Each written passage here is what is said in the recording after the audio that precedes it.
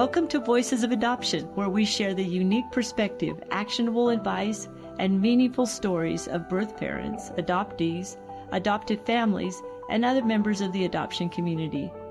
I'm Donna Pope, your host, and I'm so glad that you're here.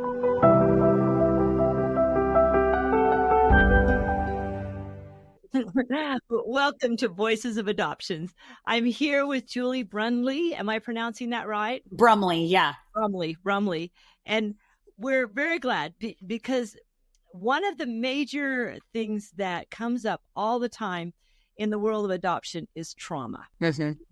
And Julie has become an expert on trauma and I suppose in how to deal with it. I'm going to read a little bit about her. She's a domestic same-race adoptee. Tell me what you mean by that. Domestic same race basically means I was adopted in the United States into a family that was the same race as me. So white family adopted a white baby.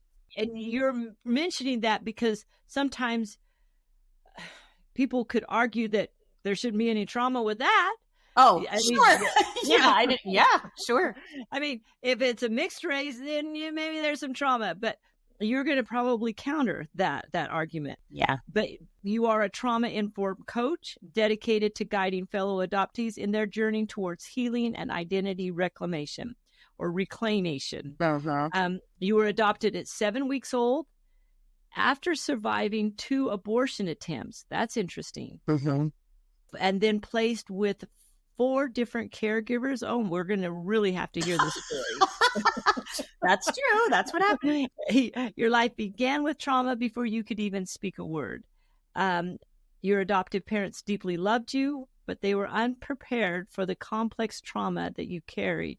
That trauma that was surfaced later through deep-seated fears of abandonment, people-pleasing behaviors, and identity connection. This is a common theme that we hear often in an adoptee. So go ahead and talk with us a little bit about your story. Tell us your story. Yeah. Well, you touched on a lot of it, but I'll try and touch on the pieces that you referred to. So I was born in Oceanside, California, and a lot of us know California as a state where the laws are concerned is very closed. And so it was a closed adoption. And maybe you don't know that, but it is. It's a very closed state. And so is it still, or is it kind of opened up? No, it still is. Still. Huh. Interesting. It's actually it's one of the most closed, actually. It's pretty frustrating. So, honestly, in the first 30 plus years of my life, really didn't think adoption had impacted me at all. Didn't think it was a problem. Didn't think that it had influenced me. As a matter of fact, I would have been a proponent to adopt all you want. Like, if don't abort, adopt instead. And I think as I have matured and seen the negative patterns that have shown up in my life as a result of those first 7 weeks that I couldn't access until I actually learned how, and we'll probably get into that in just a second. Those first 4 caregivers, I don't know who they were. I didn't have any interaction with them. In the early 70s, when I was adopted, you were taken from your birth mother. And of course, I've met my birth mother since then, and she has since died. But I was taken directly from her and put into a nursery. And then from there, a weird thing happened where a woman actually wanted me and went to my birth mother in the hospital room and said, "Don't give her up for adoption. I'll take her." And my birth mom was like, "Who are you?" And she ended up going into the nursery and holding me. I don't even know how that happened. I don't know. It's in my paperwork. I have no idea how that was even made possible. It's weird. So that happened. I had obviously the people in the nursery care for me. And then I was given to foster care for the next 7 weeks of my life. I don't know who those people are. I have noticed in my paperwork that basically says, "See foster mother's schedule." That's all it says. And I've tried to access that in California. It took them 6 months to even get back to me. And all they said was, "We don't have that information." I'm like, "But it says you do." So I don't even know how to go about accessing that. And then from there, I was adopted by my adoptive parents at 7 weeks old. So that's the caregiving that happened, the interchange. The interesting thing that after reading The Primal Wound in 2020 for the first time, I really do have a feeling that I might have been drugged, put on drugs. That era, that's what they did for babies to keep them quiet, at least from what I have read and the things that I have studied. And I got to my mom that raised me, and I slept for a complete 24 hours. She could not wake me up. So it just tells you something about what my nervous system needed in that moment was rest. I must not have been getting rest. And I may have been being kept quiet. But at that point, if I would have had boundaries as a 7-week-old, I wouldn't have survived. What do you mean by that? Well, what I mean by that is if I would have said, I don't want to be with you, foster mom, you aren't my mom, sorry, and didn't eat or didn't drink or whatever because I was boycotting, I would have definitely had the failure to thrive. I wouldn't have lived, is what I'm saying. So I had to learn how to adapt. That's why adoption, I think, should be called adaption. But I had to learn how to adapt in those first 7 weeks of my life when no baby should have to learn how to do that. I see. And so your mom got you, and Dad, tell me a little bit about did you have siblings? Tell us a little bit about your adoption. Sure. So my brother is adopted, and he is 2 years, 9 months older than me. And when my parents found out about me, I was literally they were the people on the top of the pile who ended up getting me. And the social worker called my mom. She was actually on a trip to where I am right now in Palm Desert, California. And she was just visiting, and she got a call and said, you need to come. We have a daughter for you. Please come and spend some time with her. So they spent she drove the 2 hours, 2.5 hours. My dad came from work. They were in a room, held me for 45 minutes. And the lady came in and was like, we're kind of in a tight situation. Her foster family can no longer accommodate her. Are you able to take her today? And my parents were like, it was crazy. So that happened. They took me home, and my brother was outside waiting. My 2 years, 9 months old brother was outside waiting. And all he said was he wanted another hamburger because my aunt and my uncle, my great aunts and uncle, had taken him to McDonald's. So he didn't want anything else but a hamburger. That's what he wanted, McDonald's. So I'm just curious, why did the foster family no longer be able to take care of you? I wish I could tell you. I have no record of what that is. That's just what my mom told me she was told. Otherwise, you would have stayed in foster care. Correct. And not been adopted. Correct. That's curious. Trust me, I know. I definitely thought the exact same thing. Yeah. And so you felt good up to about 30 years of age about your adoption. You seemed to be raised and liked your family and all of that. Oh, yeah. I honestly had a wonderfully loving adopted family. There were things, as every family has. I mean, I have memories of just feeling out of place and not connected. But of course, I didn't know any different. I think that's the thing. I just thought everybody felt that way. And so I remember I'd have bouts where I'd stand in the hallway staring at a picture of our family and trying to desperately find ways that I looked like them, which obviously was impossible because I'm not going to look like them. I'm not from them. So, but I had forgotten all about that until my early 40s. So how it all came about for me to realize that the trauma from before, so it wasn't the adoption itself that part of it was, obviously, because here I am with a whole new family that I'm trying to adjust to.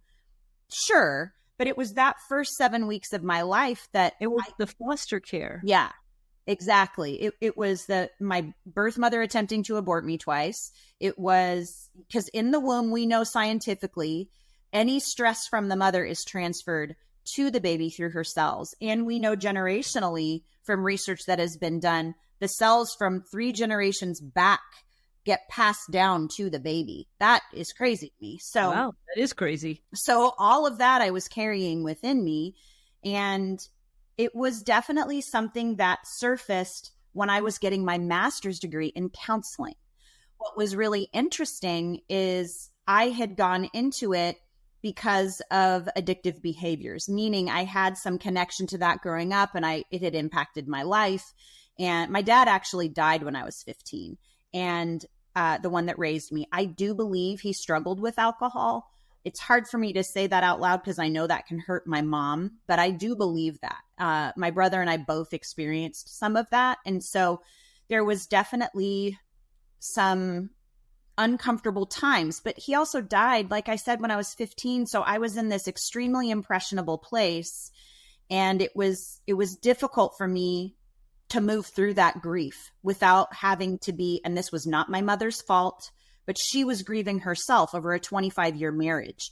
And I felt like I had to buck up and be present for her. Yeah. And not allow myself to grieve. And she didn't know how to help me grieve. She'd never been through something like this before. So it was definitely a really interesting experience. And through all of that, and then through, my marriage, first marriage, I'm not married again, but I'm no longer married.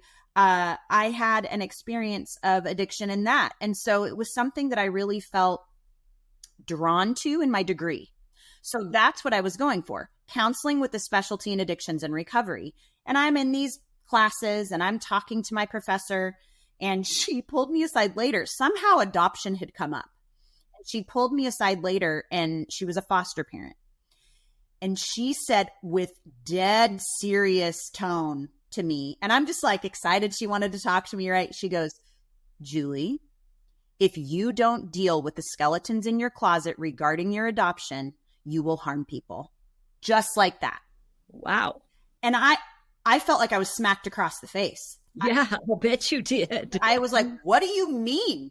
Like, my adoption didn't impact me. And she said, yeah, it did. And you need to figure it out. And as soon as you get home, you need to explore this. So that was 2010. So 15 years ago. And so that's what I did. That's how I started realizing and uncovering all of this. That's when I got the paperwork. And I was lucky enough to get 6 pages from California. That's not normal. You normally get 1. And so I had already seen the non-identifying information page. This was way more detailed. And the social worker that worked with me was wonderful. She said, I know the degree that you are getting. I know what your professor was referring to. I just need to warn you, when I send you these 6 pages, it's gnarly. She used that word. She said, so you need to prepare for what that's going to be like for you. And I'm like, I don't even know how. Okay, I'll journal. And basically I wrote that I felt like she was a vagabond, that she was potentially a prostitute, that she didn't have a home, all those things. I wrote all of that, and I wasn't far off, surprisingly. She had actually hitchhiked at 17. Was it 17 or 16? It might've been 16. I think she had me at 17. So she hitchhiked from 16 years old from California, Oceanside, California to Colorado, hooked up with my dad at a courtyard party. He left the next morning to go to work, came back and found her in bed with his 2 roommates and kicked her out. So wow. Literally, I came to be after a night of her sleeping with 3 guys. And she told me that the first time I had a conversation with her. She said it was the 70s. We did stuff like that. Yeah. It was one of 3 guys, and I was like, what? So it was if you've ever seen Mamma Mia, I kind of refer to myself as, that's me. I had 3 guys. She didn't know which one it was. So yeah, that's kind of. Did you ever find out for sure? Yeah. Which one it was? Yeah. So I've reunited with my birth father, but he had absolutely no idea that I existed. Yeah. And that's a whole other story. You had a question listed in some of the paperwork about being disconnected from your culture. And, you would think that a person who is domestically adopted may not feel that, right? May not feel disconnection if she's in a family that has the same color skin as her. But that mirroring that we don't receive really impacts you. And I have and I don't have a lot of memories from childhood, but I have vivid memories of me asking repeatedly, what's my heritage? Because, we had projects that we had to do in school where we had to name where we were from and all of that. And so I would ask my mom and she would say, oh, just say that you're Norwegian and Swedish like me. And I'd be like, well, that's great, but I don't think that's what I am. But she didn't know. So what else could she tell me? So for years, I wanted to know. So after my birth mother died in 2020 from cirrhosis of the liver and COPD, it was really sad. She was in her 60s. She was not an older woman. She was a younger, older woman, literally 10 years older than me now. And what I realized was I have some unfinished business. She's now no longer in the picture. I didn't feel like she was the most safe relationship. And so at that point, I decided, I think it's time for me to do more work. And that's when I actually did EMDR for the first time, which is a trauma therapy. That's also when I asked for 23andMe for Christmas. So that's how I found my birth father, but I was not looking because my birth mother had told me, oh, he's dead. How would she know? She didn't even know which one it was, but I just believed her because how else would I know this information? So. And so you found it, and obviously he'd done 23andMe, so he had not. So how did you find him? Yeah. So my sister had. So he had another daughter that had done 23andMe that I connected with. It took her 2 days to get back to me, which is not that long. Usually it takes people a long time. The minute she saw my picture, she knew. I mean, I look exactly like our younger sister. I mean, like twin-like. It's kind of shocking. There's a picture of us behind me right here. But yeah, it's crazy. So that was the first time when I looked at them and stalked them when I found out that they were my family, that was the first time I'd ever felt this pull in my heart towards something like that, because I'd never experienced that before. So seeing somebody who literally had my face freaked me out.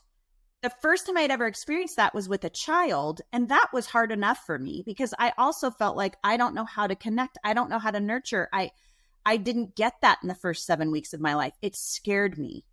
And so I think those two things really impacted me big time. And the way that he found out was because my older sister basically said, sit down, you need to know something. And said, there's a girl woman who's contacted me. I was 47, so 4.5 years ago, who believes she's your daughter. And I just wanted to let you know, how you feeling? Do you have any memory of this? And it took him 24 hours to remember. I mean, it was a one night stand, So, but his response was, this is a blessing. Please tell her that she can email me. So it's been beautiful. I have been able to of course there's been growing pains as there would be in any reunion. However, it has been something that really helped parts of that fragmented soul of mine that was just bouncing around all over the place to come back together. It helped my soul in a lot of ways heal. It felt like a sigh for me, like a comforting sigh when I found them. And that was actually before I started the somatic work. That was the beginning of all of that. Tell us about the somatic work. Sure. So the reason I noticed something was wrong was because I was having some really difficult issues in my marriage, challenging issues in my marriage at the time. My father-in-law had recently passed, and my husband at the time was really struggling with his own grief. And his dad was the only dad I had known since my dad had died. I hadn't had a father figure in my life from 15 to 22. And then I got married at 22 and he was it. So when he died, it impacted me hugely too. That was 25 years of my life, more than I had my actual father who raised me. So there was a lot of impact there. So what I started noticing was I was getting these interesting flashbacks to nothing. And that's the only way I can explain it. So anytime I would go to be intimate, connected with him specifically, literally it was like this white wash came over me and I'd freeze. And I don't know why it happened then, but it did. And it happened a few times and it scared me because I was paralyzed and I had nothing to refer to. And I was like, what is happening? I call them flashbacks because it was to something, but it was to blankness, because as an infant, all I knew was this isn't safe. This isn't familiar. All I knew was this mother that I'm not with. And so it was this feeling that connection breeds betrayal, breeds abandonment, breeds rejection, all of those things. And I felt it in my body. And that's why I froze. So that happened not just then, but other times before then. It just started becoming more prominent then. And within months of that, I realized I need more help. There's something that's really going on here. And so that's when I started EMDR work. I talked to a previous therapist who knew I was adopted, but never addressed it, by the way. They aren't trained. I was never trained on this kind of trauma until recently. And so anyway, I think what ended up happening was I found an adoption competent therapist, because that's what my past therapist told me to do. You need to find somebody that understands this. There's a lot here that's living in your body that you don't understand. And then he said, you need to do somatic work. You need to find a somatic therapist. And I knew what somatics meant. I knew it meant body because I was trained in that, meaning I was told what that was, but I was not trained in the actual practice. So I knew that was next. And then he said something about you've got to do parts work. So IFS, he said those three things. So I found an adoption therapist, competent therapist who did EMDR first. And she began to do the work with me. And she's the one who recommended. So this is 10 years after I found my birth mother, 10 years after that professor said what she said to me. So that was the beginning of me coming out of the fog, right? Like, as they call it. The denial began to lift, and I began to see that it had impacted me, especially finding out that she had tried to abort me twice. It was this feeling of no wonder I felt defective. No wonder I felt like I was not wanted. No wonder I feel like I shouldn't exist or be an inconvenience to anyone. It was cellular within me. So that's when I went to this therapist. That's when I got a lot of clarity and worked through some things, but it took me 9 months to access things that could have taken me a lot less if I'd had the somatics under my belt.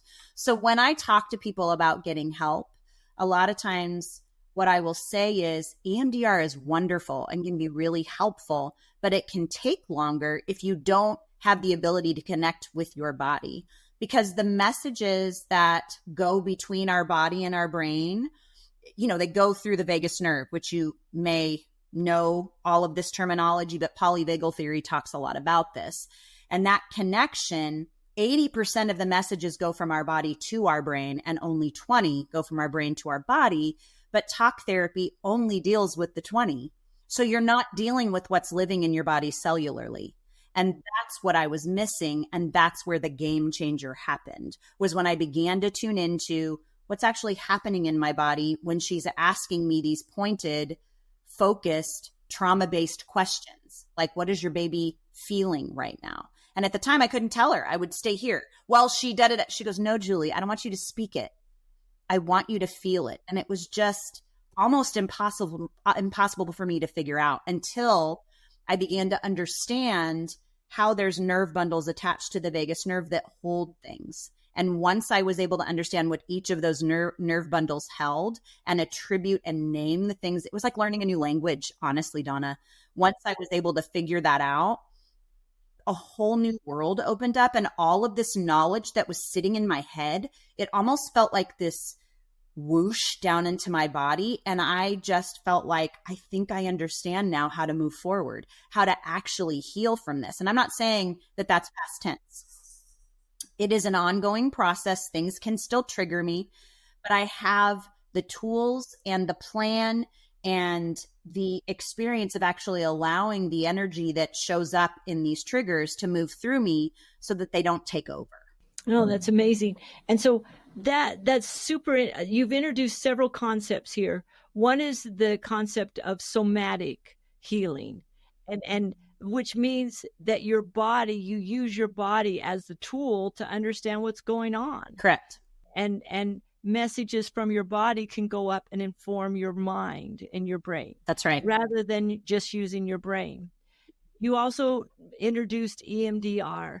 For those who may not know it, explain what EMDR is. Yeah, it is a trauma therapy that was honestly stumbled upon by somebody back in the 60s and 70s during the time when Bessel van der Kolk, have you heard of him, from the guy who wrote The Body Keeps the Score? So he talks about treating Vietnam vets. And during this time, he realized talk therapy was not working. And what ended up happening was, I can't remember her name, but this woman stumbled upon, vibrating in your hands, looking at something. I don't know how it ended up happening, but she figured it out, that it was accessing parts of the brain where they could actually experience the trauma and heal from it in a quicker way. So it's basically, and right now I can't even think of what it stands for. It's eye movement desensitization. I think reprogramming is what it is. Anyway, and I've done it 3 times. Like, I needed to do it 3 times to be able to get to where I am today. The first time was years ago when it first was really big. And then that time in 2022 or 2020, and then again in 2022. And I think the 2022 one was a short amount of time because I had the somatics under my belt, and all she had to do was say, where are you feeling that in your body? I could tell her, and we could actually make meaning out of that, because that's what the baby feels. The baby understands that. They don't have language yet. And so reintroduce The Body Keeps the Score. That concept is, sometimes a really important concept for people who have experienced trauma and don't even know they've experienced trauma. It's true. One of the things that really helped me was, for years, I had body symptoms, headaches. I had very tense neck. I had shoulder rotator cuff issues. I had hip problems. I had lower back, like really bad lower back issues where I couldn't move. My body was trying to scream at me for years. And I just was like, well, let me take an ibuprofen, or let me go to a rheumatologist, because clearly I ended up finding out I had I had psoriatic arthritis because I was getting plaques all over my body. What I realized later, now looking back, is it was my body trying to signal me there's more here. You're holding emotional energy here that you have not released. And until you do, this stuff's going to stay. So once I was able to realize that, what's fascinating, this happened in 2022 when I started the somatic work, that pain just gradually disappeared because I was acknowledging what lived there for the first time. So for example, in my lower back, when you're in a marriage that has some infidelity and things like that, you carry it there. That's where sensuality is. That's where creativity is. That's where babies are born. You know what I mean? Like it's held there. My back had so much pain. As I started doing pelvic floor work, because that's also connected, the pain began to, because I started tuning to the fact that this is a problem versus medicating it. So it started dissipating over the course of the 9 months that I did that, because I was focusing my energy to heal it, if that makes sense. No, that's really interesting. Would you say, and I've got 2 questions for you, but I'm going to start with this one. Would you say that trauma, because people often in the adoption community, as we mentioned, will talk about trauma, but they often talk about it as though you're just stuck with it. Would you, and we should have never done this adoption because now we've got all this trauma and now we're stuck with it. How would you respond to that? I don't know if I would say you're stuck with it. I would say it is something that you can heal. I wouldn't say past tense. It is something that you can move through and you can heal. I do believe, and this has gotten me in trouble, but I'm just going to say it. I do believe every adoptee carries trauma, whether they know it or not. I do believe that it is underneath the surface. when you think about just the facts of adoption, where you're taking somebody from their biology and giving them to a genetic stranger, there's going to be trauma there just in that. And so I think it's important for that to be talked about. And you hear people in the adoption world say adoption is trauma, like almost in an equal sign, you know? For me, I think there's a lot of things leading up to the adoption that are traumatic just as much. I call it primal trauma. That's the stuff that we deal with in the womb. And then there's the relinquishment trauma when we're given up. All those are levels and layers of complex trauma, to be honest. And so what I would say is, no, it's not something that you get stuck in. It's something you need to name. If you don't name it, then you're not going to know what it is that you're dealing with. So you don't get stuck. You just have to name it, become aware of it, accept it, and show yourself compassion through it in order to grow to the other side of it. There is no healing from pain that we aren't willing to go into to get to the other side of. I just think a lot of people think that we can just snap our fingers with certain practices and things will heal, not with something as profound as this. It takes time. I'm going to say that again. There is no healing, no pain that can be healed if we're not willing to go into it. What does that look like? For me, it looked like allowing myself to feel the emotions of loss. So the fact of me losing the biological family, losing my culture, which I never actually finished that story. That's interesting. I just realized that. Losing my culture, losing the connection that I was supposedly supposed to be born into. I had connection with my adopted family. Don't get me wrong, but it was different. When you're not with your biology, there's something missing. And people forget that. So what that looks like is in my 40s, I started recognizing the emotions that came up, the grief that came up, especially after finding my birth father's side of I missed out on a lifetime of being able to be with them and know them and learn about them. There's grieving that loss. So there's that piece. And it's not just loss is the fact. Grief is the experience of the emotion or the feelings. Mourning is you actually experiencing the emotion, allowing yourself to go there. And people avoid that part. For me, that was a process that I really needed to move through in order to get to the other side and allow myself to see that those emotions weren't going to take me over. That's what people are so afraid of. If I allow myself to go there, then I'll just be my pain. That's not true. Feelings and emotions usually take 60 to 90 seconds to pass. And once they do, usually we have the ability and clarity to be able to deal with them. When we don't allow them and stuff them, they'll show up in our body. So I hope that answers your question. No, it's an excellent answer. And so we think about that. So if you were to give advice to adoptees who acknowledge that there's trauma, so we first of all acknowledge there's trauma. And you may not even cognitively even understand what that trauma is. But being aware that something's there and allow it to come out and then allow it to be felt and even mourned as you experience the emotion, then what? Yeah, great question. So the beauty of this is with the program that I've created and the process that I've developed, it has to do with doing this in community and being able to be witnessed in it, in a safe environment where people get it. So when you're with adoptees who totally can understand and can shake their heads versus a person who doesn't understand adoption or doesn't understand the adoptee voice, whatever, and you're trying to explain it to them, it can feel like you're banging your head against the wall or their eyes will roll up into the back of their head. It's us being able to be present with each other. So we move through a process where we start kind of like I talked about with increasing the awareness, beginning to put names, words, things to cellular feelings that we have not been able to do. And that's what I try to help them with initially, bring awareness to it. Then we move through a phase of self-acceptance where we face the shame and the guilt that we experience, and every adoptee feels it. We give it its power, meaning we don't try to exile it. We listen to it. We allow it to rant. We write it all down. And then from there, we actually give it space to switch it to something more powerful. And when I say that, it's something like, let's say I believe I'm a burden, which for years I did. Okay.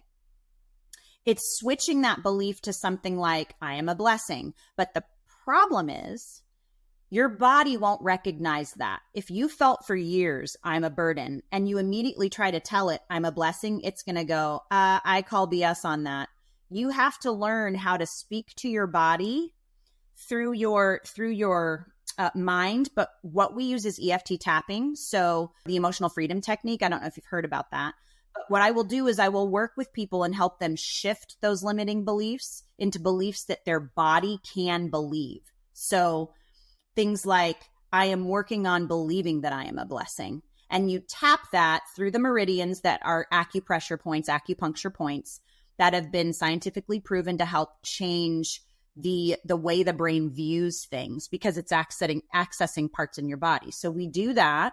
And then I really build on self-compassion for them. Now that we understand this, we begin to focus on how do we show ourselves compassion and kindness in these moments. And I give them tools to do that. And then we move to self-responsibility, where we begin to actually name the feelings out loud, feel the feelings out loud, understand that emotions are energy living in our body that we need to express. And that's where grounding can come in. So let's say you're feeling an anxiety from a triggering event, and those emotions are producing like a rapid heart rate or whatever it is that comes up with these triggering events. It's learning how to ground yourself in the present, bring yourself back, whether that's hand over heart, whether that's doing the shaking, whatever it is, going out and putting your feet in grass. It sounds basic, but as we're consistent with these things, that's where the transformation begins to happen. And that's the next phase. It's being able to honor that, allow it to be present, name it, and then do what we need to do to bring it through to the next phase of, this doesn't have to live in my body. I can release the trauma. So once we do that, then we get to the phase of self-love, where we find out what are our core values.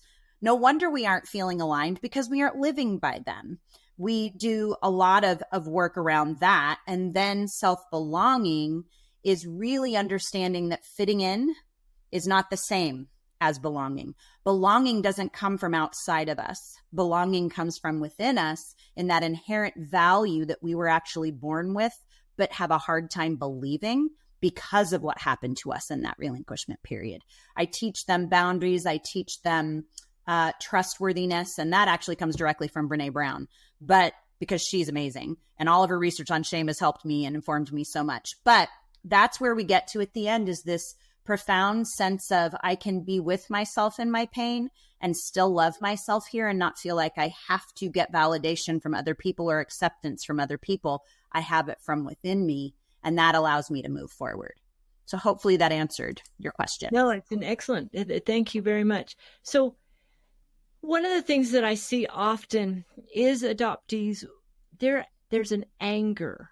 There's an anger. Mm-hmm. And I on the one hand, I get that, because pain, you have a couple of ways of approaching pain. If you feel pain, anger is a good way to approach it. It gives you some emotion to deal with it. How would you advise them? Yeah, this actually happens a lot.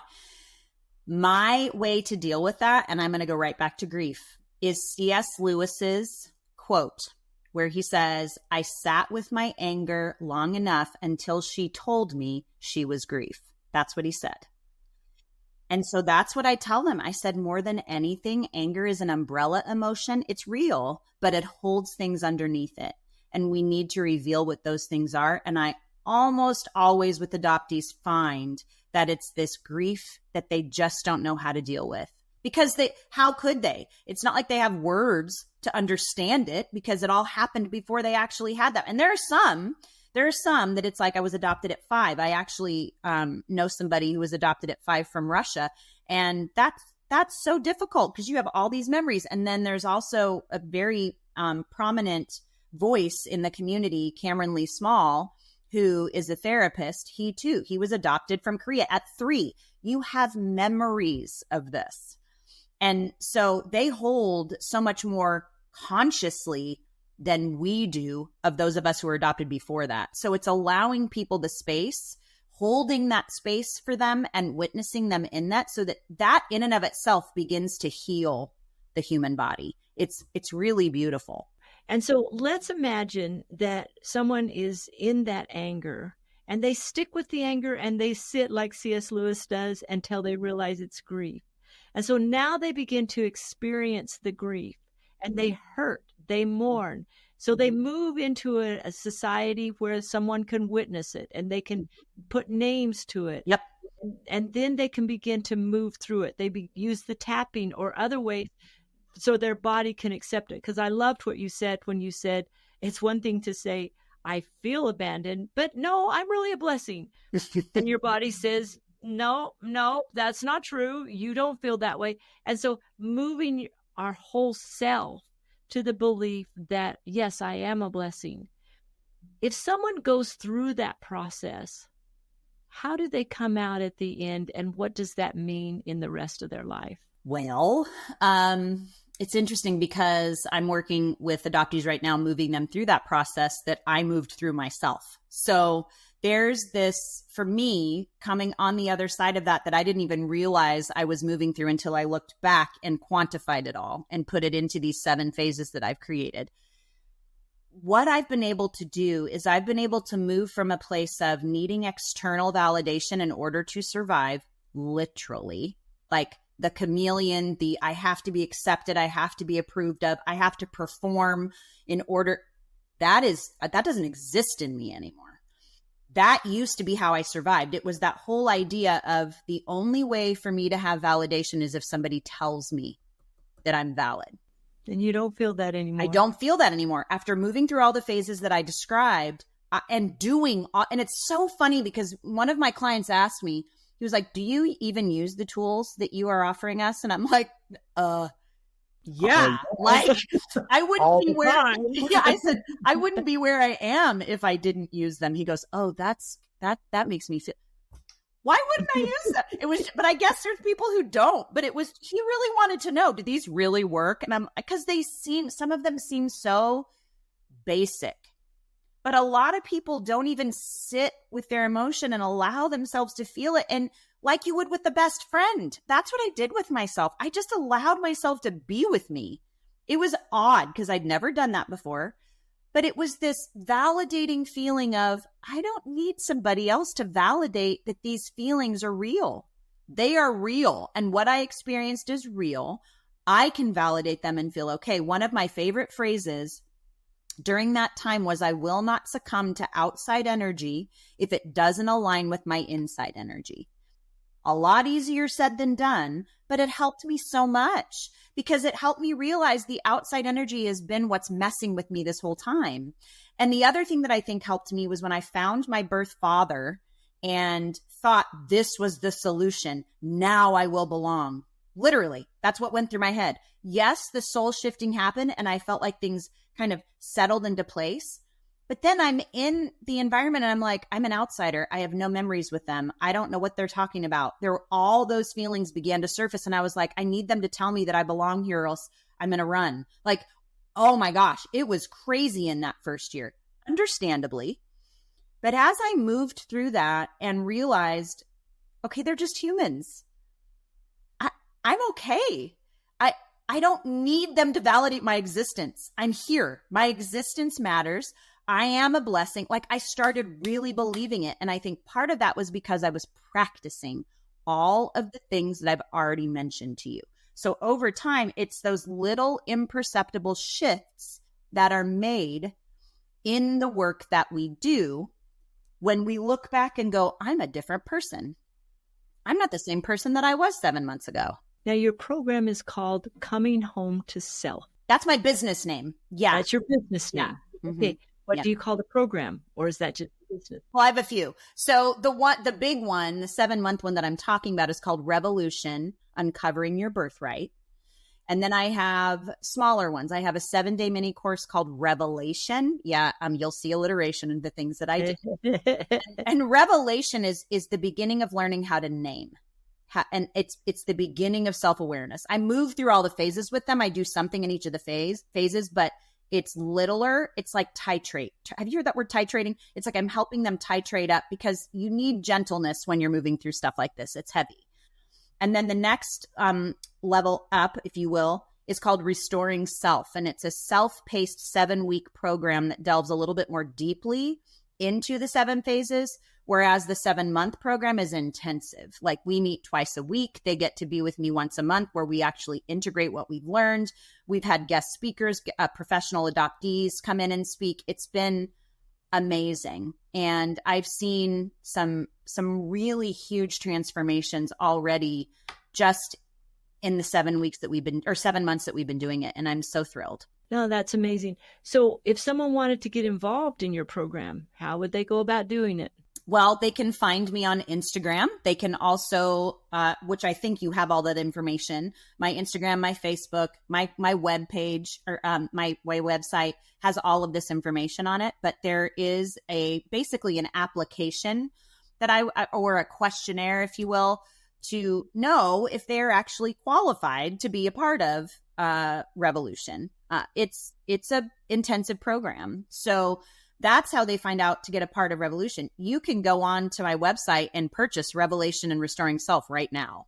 And what's cool is with those, with the Revelation, I offer a 30-minute call with me to just kind of let's get grounded together. Let's figure out what this is. And then with Restoring Self, I offer a before and after hour call with me so that they can ground in the beginning and that we can see how far they've come in the end. So that's how these all work, but it's all available. They just got to click on stuff in Instagram and in my website. Yeah, this is amazing. And I'm thrilled. I literally am thrilled to hear this program, because I've talked with many, many adoptees, including my own children, that struggle with these issues. And it creates a certain bitterness sometimes. It really does. And that bitterness. So I go back to your statement that your teacher gave you. Yeah. That, Julie, you need to deal with these skeletons in your closet or you're going to hurt someone. None of us want to hurt other people. No. We don't. So we got to deal with these skeletons in our closet. So we need to recognize that trauma is real. It's not like we need to be scared of it and no, there should be no adoption because trauma happens. We just need to learn how to deal with it and move through it, which is what you do. Yep. That is what I do. Thank you so much for this conversation. You are very welcome. It's been a joy to visit with you. I'm going to conclude this and then I'm going to ask you to make sure you send us pictures. I'd love to see a picture of your biological sister. Oh, yeah, I can do that. And even you and your birth father, your adoptive family, that all the pictures you have and that we could share with people as they hear your story. Yeah, I would love to do that. Okay. All right. Thank you very much. You're so welcome. Okay. Bye.